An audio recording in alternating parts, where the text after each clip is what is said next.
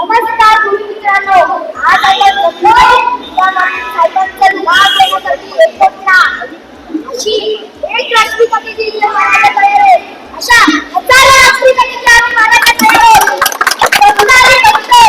पटेल साहेबांचं नाव टाकलं पाहिजे. पण ही इच्छा आहे भारताची. ना कोणतासाठी, ना सत्यासाठी, ना पैशासाठी आपण जमलोय या क्रांतीसाठी. आपण जमलोय या क्रांतीसाठी. आपण जमलोय या समाजासाठी. सगळ्यांनी जमलो. एकच नाव कुणाचं? एकूणला नाव साहेबांचा. अरे शिवराया कुणाच्या? लुंडा कुणाच्या? चवली कुणाच्या? एअरपोर्टला नाव तिथं बापाचं घर. एअरपोर्टला नाव फक्त आणि फक्त शिवराया साहेबांचं. आणि एअरपोर्टला नाव दिबा पाटील साहेबांचं. एअरपोर्टला नाव दिबा पाटील साहेबांचं. नाव देऊ एका सगळ्यांची वाट लावू. एकदा नाव देऊ एका सगळ्यांची वाट लावू. मी तुम्हाला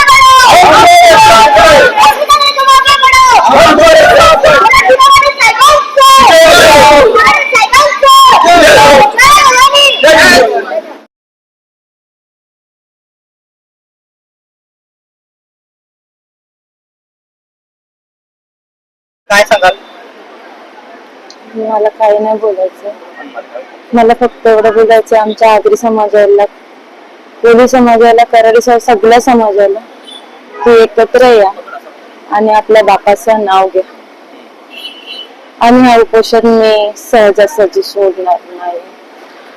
जोपर्यंत नाव लागत नाही, मी माझ्या डोळ्याने बघत नाही, तोपर्यंत मी इथनं उठणार नाही, पाणी पण पिणार नाही. केंद्र सरकारला हात जोडून विनंती करते. तर सरकार तर असं सांगतंय की सातत्यानं की आम्ही प्रोसेस मध्ये आहे, दिबा पाटलांचं नाव दिलं जाणार आहे. मग इथल्या स्थानिक नेते किंवा प्रशासनाकडनं तुम्हाला काही संपर्क साधण्यात आलाय का? आश्वासन देत चाललेले आहेत. आम्हाला भूमिपुत्रांना येडत घालवत चाललेले आहेत आणि मला येडत नका घालू. मी कोणाचे घेत नाही, कोणाचा देत नाही. मी एक शेतकरी. तुमची प्रकृती खूप सध्या खालावलेली आहे आणि तुम्ही असं म्हणत असाल की गाडीमध्ये आम्ही बसून निघा करतो, तर त्यांची बाहेर ऊन आहे आणि त्यामुळे डिहायड्रेशनमुळे त्यांना प्रचंड त्रास होत असल्यामुळे त्यांना गाडीत बसवलंय.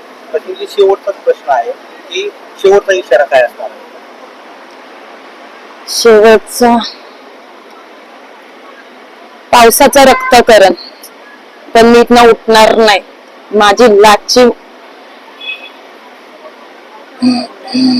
त्यांना खरोखर बोलायला खूप त्रास होतोय आणि हा उपोषणाचा जवळपास 5वा दिवस आहे. त्यामुळे त्यांना बोलतानाही अडचण येते. त्यामुळे आपण त्यांच्या भावना निश्चितपणाने समजू शकतो. तर दिबा पाटील यांचं नाव नवी मुंबई आंतरराष्ट्रीय विमानतळाला देण्यात यावं हीच त्यांची मागणी आहे. त्या शेतकऱ्यांनी दिबा पाटील साहेब आमदार होऊन गेलं, खासदार होऊन गेलं, नगरसेवक होऊन गेलं, पण बापांनी स्वतःना काय नाही केलं. तर स्वतःला घर बांधून गरीब लोकांनी दिलं. अरे तुम्हाला लाजा वाटल्या पाहिजेत. तर शेतकऱ्यांनी शेतकऱ्यासाठी लढत बसला. 12.5% आरक्षण दिला कोणासाठी? अरे तुम्ही गल्यांच्या चैनी घालून फिरता, फॉर्च्युनर घेऊन करता, माऱ्या बांधता.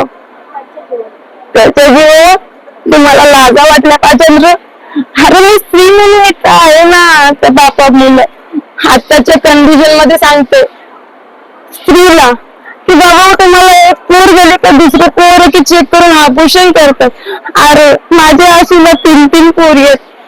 त्या ठिकाणी मी असतो तर मी इथं नसतो. माझ्या बापाने आम्हाला आरक्षण दिलं म्हणून मी आज इथे. माझ्या बापाचं नाव लागलं पाहिजे आणि मी नाव लागत नाही तोपर्यंत काही खाणार नाही, नाही पिणार.